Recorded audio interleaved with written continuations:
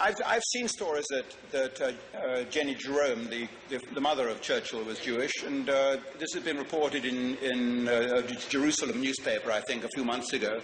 And now I'm obviously looking into that she had Jewish blood in her maternal line. Very interesting indeed. I don't think Churchill was cognizant of that fact. He never mentioned it.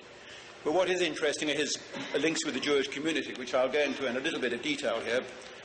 Because they've not been gone into by any of the other Churchill biographers, for obvious reason. In particular, the main authorised Churchill biographer, Martin Gilbert, hasn't gone into it for the simple reason that he's one himself, and he doesn't want to harp on that fact.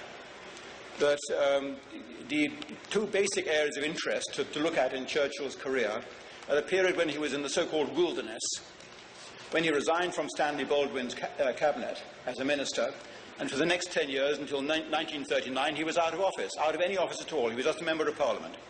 So all he had was his salary as a member of Parliament and his rather pitiful earnings as a journalist, and yet somehow he managed to support an enormous country estate, which cost a very large sum of money to support, with all the gardeners and the nurseries and the nurses and the nannies and the cooks and the housekeepers and all the rest of it. He had a private staff of sometimes 20 or 30 people, all supported on his salary as a member of Parliament, which was at that time £500 per annum, $750 a year, or $2,000 actually, because at that time I think it was $4 to the pound.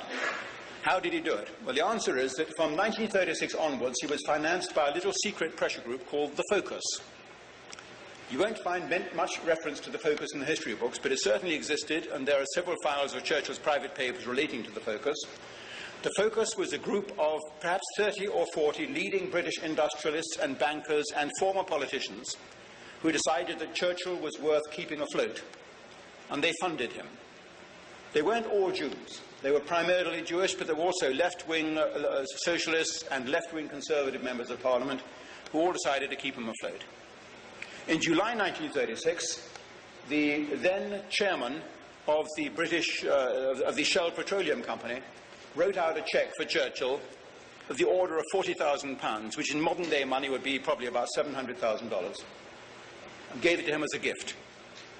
He was Jewish. It was a Jewish gift to Churchill, and the intention was that Churchill, they bought him. He became the Pied Piper from that moment on, and the one who pays the piper calls the tune.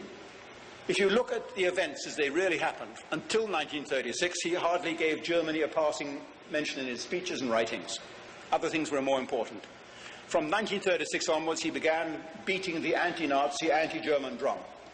And at that time, there was a great deal of pro-German sentiment in Britain, as witnessed the behaviour of the Duke of Windsor, the King.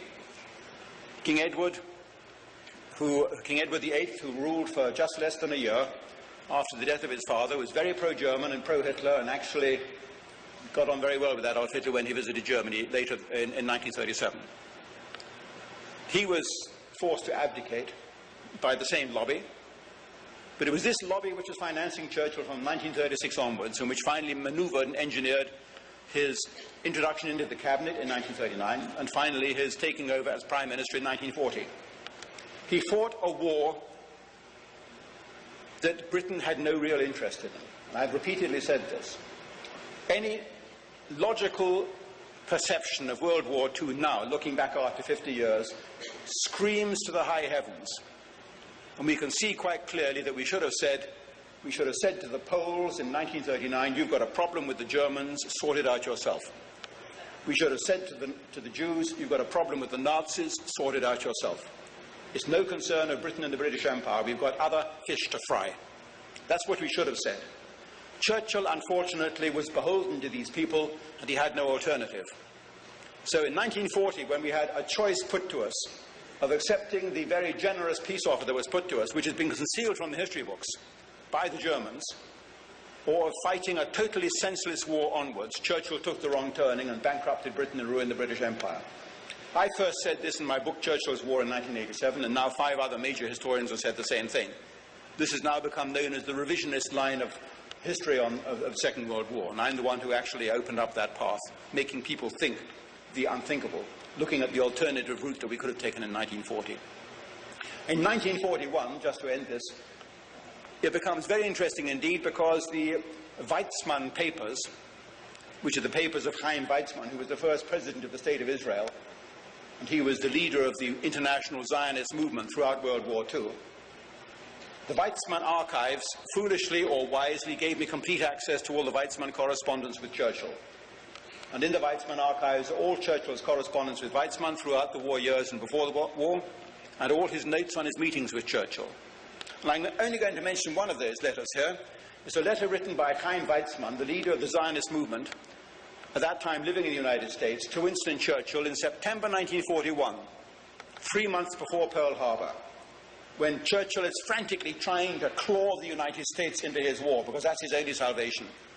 And Weizmann writes to Churchill a letter which he says, "Mr. Prime Minister, unless you grant us what we want, which is the creation of a Jewish army in the Middle East, with our own arsenal and our own weapons and our own uniform and our own flag, unless you grant us what we want, then you are not going to win us over. And let me tell you what we will do if you do grant us what we want. If you grant us our wishes, then we will act on your behalf in the United States. And remember, Mr. Churchill," he writes in this letter, "remember, we are the only powerful, unified bloc in the United States which solidly backs the British cause in this war." September 1941. Everybody else is basically isolationist. We are the only ethnic, unified group which solidly backs the British cause. We are the only people who are in a position to bring the United States into this war. We did it in the last war, and we can do it again. Needless to say, I quote this letter in Volume 2 of my Churchill biography in a chapter called "We Did It Before and We Can Do It Again," and I don't expect to get any applause from the newspaper community in Britain for having revealed this letter, but I think it's a very telling document.